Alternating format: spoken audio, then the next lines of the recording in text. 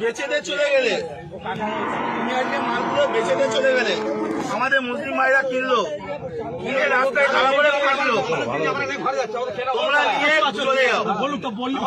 তোমরা কেন, তোমাদের তো মাথা তো, তোমরা কেন বিক্রি করতে তোমাদের মাথা হারানো, তোমাদের মালকে আমরা কিনে ফাঁসবো, মাথা বেশি দিবে, তোমরা চলে যাও। ভালো কথাই বলছি, আজ এখন মাথা নেয়, তোমরা চলে যাও। কেউ একটা ভালো কথা বলো, এনাদের কেউ একটা কোনো কথা বলবে না, উপরে বলুক, উপরে বলতে বলো, করে খাই, আমরাও করে খাই।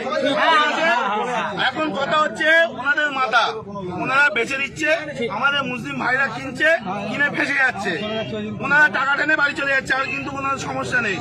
সুতরাং কেউ একটা এদের কোনো কথা বলবে না, এনারাও করে খায়। কিন্তু তোমরা মানে কাকা নিয়ে বাড়ি চলে যাও। সরকার যতক্ষণ না নির্দেশ দিচ্ছে কি হবে, কেউ কোনো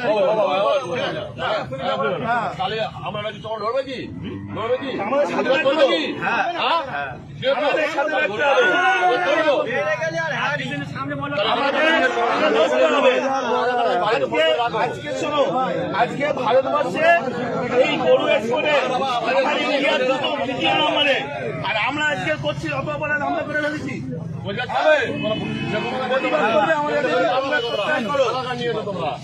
আমাদের সাথে প্রতিবাদ করলে থাকো, না হলে দেখো না। জানি না আজকে এই মাংস, গরু মাংস বাইরের দেশে এক্সপোর্ট হচ্ছে, আমাদের ইন্ডিয়া দ্বিতীয় নম্বরে।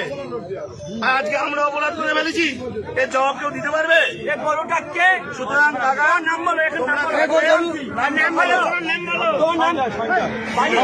সঞ্জয়